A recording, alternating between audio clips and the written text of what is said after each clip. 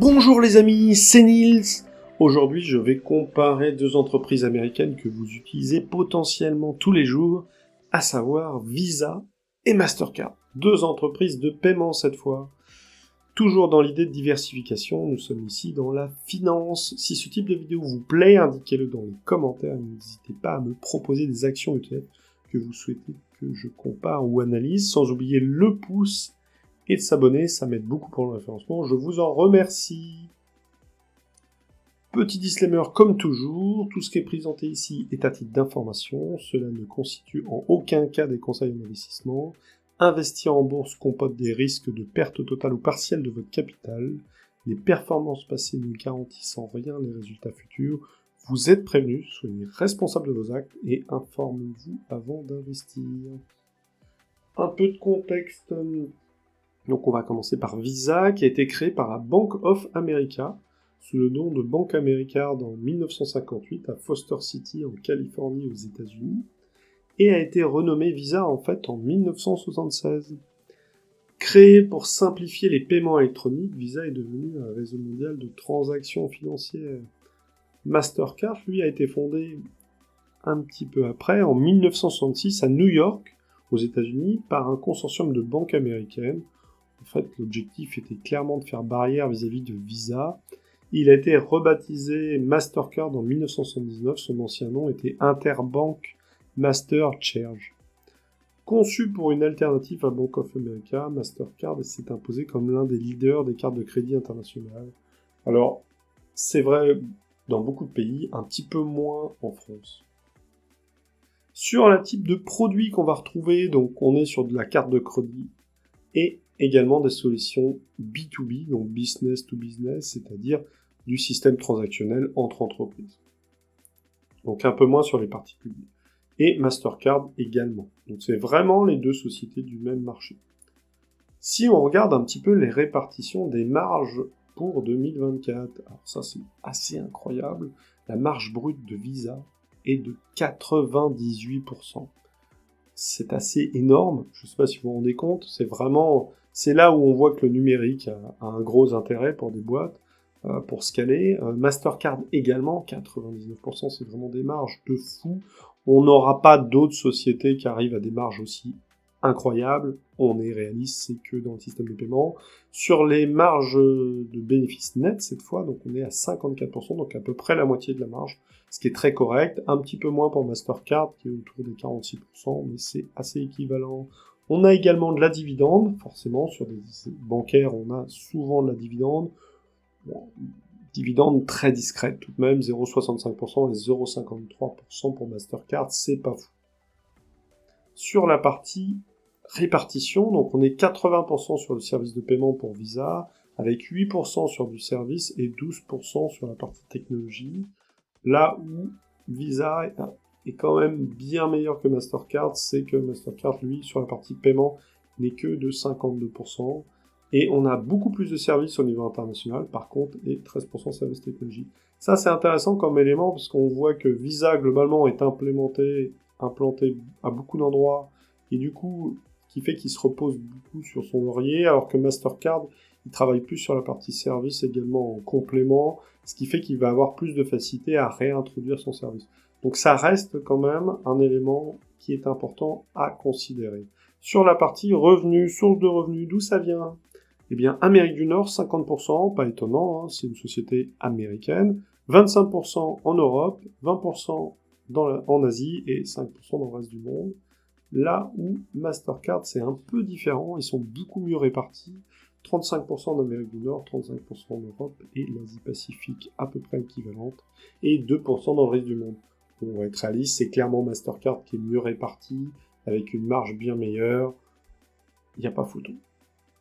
Sur la partie crise économique maintenant. Alors, toujours pareil, 4 crises économiques, 2008, la grande récession, 2020, on sait bien de quoi on parle, 2023 et 2024. Alors, sur la partie chiffre d'affaires pour Visa, 2008, pas d'impact, presque plus 20%, très belle progression de chiffre d'affaires, et des bénéfices nets d'augmentation de 124%. C'est énorme.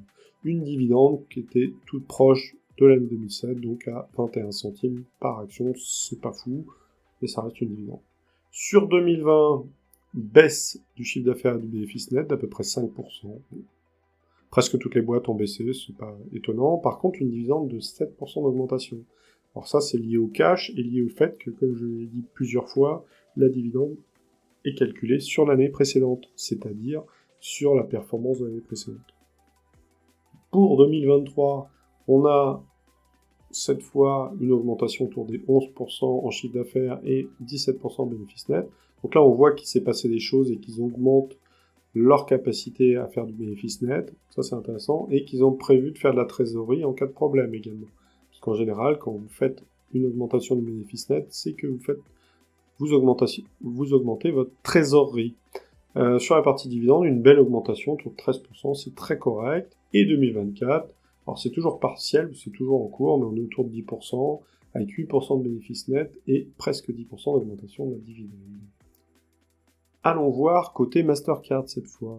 Alors, sur 2008, très correct, 10% d'augmentation moyenne entre le chiffre d'affaires et le bénéfice, avec une dividende plus faible cette fois. 2020, c'est un peu la cata, 10% de chiffre d'affaires de perdu, 20% de bénéfice net de perdu. Par contre, comme je disais, comme 2018-2019, il y a des choses intéressantes, eh bien, plus 10% d'augmentation de dividende. Donc on tape dans la trésorerie. Moi, j'avoue que j'aime pas du tout le fait qu'on ait une baisse du bénéfice et qu'on augmente la dividende. Je préfère qu'on me dise on a une baisse du dividende, voire on le coupe cette année-là pour sécuriser l'entreprise. Ça prouve qu'il y a vraiment beaucoup de liquidités, mais c'est quand même un point sur la façon de structurer les entreprises et de les gérer que je trouve un peu moins fiable. Sur la partie inflation, on est assez équivalent à Visa, 12, 14 et 16, avec une dividende qui a fortement augmenté en 2023, quand même 16%, c'est énorme. Et en 2024, donc on est autour de 11% d'augmentation du chiffre d'affaires, ce qui est très correct. Bénéfice net plus 13%, donc on augmente nos marges et on met de l'argent de côté, et 10% en dividende. Ce qui est plutôt bien. On est clair, Visa est un petit peu au-dessus à cause de la partie 2020 où franchement Mastercard a pris très cher en 2020. Si maintenant on regarde la valorisation boursière, alors on va regarder tout de suite forcément le prix de l'action et le PER, donc on a un prix d'action que ce soit pour Visa ou Mastercard qui est quand même assez cher, $360, $450, c'est pas des prix d'action que tout le monde peut mettre régulièrement. Si vous faites de l'investissement type DCA ou vous achetez une action tous les mois ou des choses comme ça, on est plutôt sur des actions qui sont entre 100 et 150 dollars pour la majorité des gens. Donc 360, ça commence à être beaucoup. 450, c'est vraiment beaucoup. Ça serait bien qu'ils fassent un split pour au moins diviser par deux. En général, les splits se font souvent sur des multiples de 10. Je suis pas sûr que Visa ait envie d'avoir une action à 40 dollars et Mastercard aussi. Donc, on va attendre encore un petit moment pour ça. Ensuite, le PER, très élevé pour les deux. Mastercard a quand même un PER très très élevé, 41 années de bénéfices, quand même, c'est vraiment beaucoup. Là où Visa est à 36, Visa est quand même un petit peu moins cher, même si ça reste très cher. Sur la capitalisation, Visa, on est à 715 milliards de capitalisation, c'est énorme. Là où Mastercard, on est aussi à 400 milliards, ça reste des très très grosses entreprises qui font beaucoup de cash. Sur la performance, sur 10 ans, alors c'est moins bien que certaines performances tech, mais ça reste très stable. Visa a fait plus 400%. Donc votre valorisation de ce que vous avez acheté il y a 10 ans a fait x4 pour résumer. Vous avez mis 1000 euros, ça vaut 4000 euros maintenant. C'est très correct. Avec une moyenne de 20% d'augmentation par an. Donc on est mieux que le Standard & Poor's 500, qui sont les 500 plus grosses entreprises américaines, qui est entre 8 et 10% par an. Ça peut monter un peu plus certaines années, autour de 12%, mais globalement on est bien meilleur. Et sur le nombre d'années positives, on est sur plus de 8 années sur 10 de positifs, ce qui est quand même assez important. Sur la partie Mastercard, on a des performances un peu meilleures sur 10 ans, 500%, vous avez fait x5, et une moyenne autour de 30% depuis 2006, donc ça c'est plutôt bien. Et sur le nombre d'années positives, on est un peu plus de 8 années également, comme c'est assez équivalent par rapport à Visa. Sur les dividendes cette fois, donc c'est encore des dividendes trimestriels, on est sur 10 ans, donc augmentation de 400%, comme la performance de l'action, donc ça c'est très correct, ça veut dire qu'on a un suivi rapport. On a une moyenne de 0,7% par an, c'est pas fou, 1% par an, c'est pas vraiment énorme. Et sur l'augmentation stricte, donc toujours mon calcul, à partir du moment où on a une année exceptionnelle ou qu'on a une baisse de l'augmentation, eh bien je considère que ce n'est pas une augmentation stricte. Donc là, on n'aurait que 6 ans. Bon, à cause de 2019, forcément, il y a un certain nombre de choses qui se sont passées, mais pour moi, c'est un facteur que je considère tout de même. Et là, sur Mastercard, on est encore un peu meilleur, donc on est 500%, donc qui suit exactement la performance également, avec une moyenne par contre de dividendes un peu inférieure, 0,49, et une augmentation stricte à 10 ans, c'est clairement Mastercard qui remporte les éléments. Et si maintenant, on allait voir l'évolution des titres. Alors là, pas photo, on va être réaliste. Même si les drawdowns, donc c'est-à-dire la baisse qu'on peut avoir entre deux périodes, est plus importante côté Mastercard, on a deux superbes actions avec une progression linéaire très bien, même si la progression s'est un peu accentuée à partir de après 2015 pour Mastercard. Globalement, on est sur deux très belles valeurs. Forcément, sur la progression, on va préférer Mastercard qui a fait une bien meilleure performance. Si maintenant on regarde les risques et défis. Alors, je pense que le plus gros risque et défi pour les deux, c'est la concurrence des nouvelles technologies qui arrivent. Alors PayPal est un peu vieille maintenant, mais globalement, Block, Apple Pay, ou tout un tas d'autres services qui arrivent, qui font concurrencer Visa. Il y a une nouvelle concurrence qui est en train d'arriver. En Europe, ils veulent monter l'équivalent d'un Visa.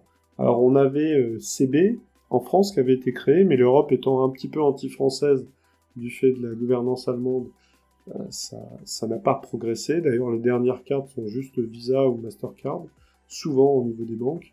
Donc là, l'idée, il va y avoir quelque chose qui va se passer au niveau de la partie financière, c'est clair. Donc il y a une perte potentielle de chiffre d'affaires au niveau de Visa et Mastercard à venir. Sans oublier la régulation qui part un petit peu en live ces dernières années, où, notamment en Europe, ils sont partis sur des réglementations qui sont quand même ultra strictes. Donc, je pense qu'on a quand même deux sujets là-dessus. Ça va pas impacter énormément dans un court terme, mais je pense que sur 5 ans, il pourrait y avoir un impact significatif tout de même, donc attention. Sur Mastercard, rien de plus à dire, c'est à peu près équivalent pour les deux, donc pas de gagnant là-dessus. Si je regarde maintenant les résultats entre les deux, on va être réaliste, aussi bien au niveau investisseur, qui recherche une croissance, au niveau résultat, au niveau capacité d'adaptation, Mastercard est clairement bien au-dessus du haut vis-à-vis de Visa. Maintenant, si on part sur une action qui va être un peu plus linéaire et qui recherche plus un mix de stabilité et une exposition un peu fintech, parce que Visa a investi aussi un peu dans la fintech, là où Mastercard est un petit peu de l'ancien monde. Les deux valeurs sont assez équivalentes. J'ai mis des résultats parce qu'il faut en mettre un premier, mais réellement, les deux valeurs sont des super valeurs à avoir en portefeuille. À la préférence, si vous utilisez, vous, des Mastercard tous les jours, peut-être que Mastercard, ça vous parlera plus. Pour les autres, qui sont plus Visa, peut-être que Visa leur parlera plus. Sur le rendement, c'est clair que Mastercard est meilleur. Et je pense que sur les 4-5 prochaines années, ça va sûrement continuer. À voir après les 5 prochaines années ce qui va se passer. Sur du très long terme, où je ferai de l'investissement mensuel régulier, je serai plus sur du Visa, là où on a une stabilité vraiment très connue, très linéaire, beaucoup moins de drawdown en période de crise, en sachant que cette vidéo a été faite en début d'année 2025, donc je ne sais pas ce qui s'est passé après. Les éléments économiques font que 2025 risque d'être une année très chaotique avec Donald Trump et autres. À voir ce qui va se passer, mais logiquement, le marché devrait quand même baisser un petit peu. Voilà, j'espère que cette vidéo vous a plu. Je vous remercie de l'avoir écouté jusqu'au bout. Si vous avez des commentaires, n'hésitez pas à les mettre sous la vidéo. Je vous invite également à me proposer des actions ETF que vous souhaitez que j'analyse ou que je compare. On fait travailler le pouce, on s'abonne à la chaîne pour être informé des nouvelles vidéos. Et n'oubliez surtout pas, le bon choix d'aujourd'hui font les succès de demain. Investissez avec du bon sens et on se retrouve bientôt. Je vous remercie, je vous souhaite une très belle journée. C'était Nils. À la prochaine.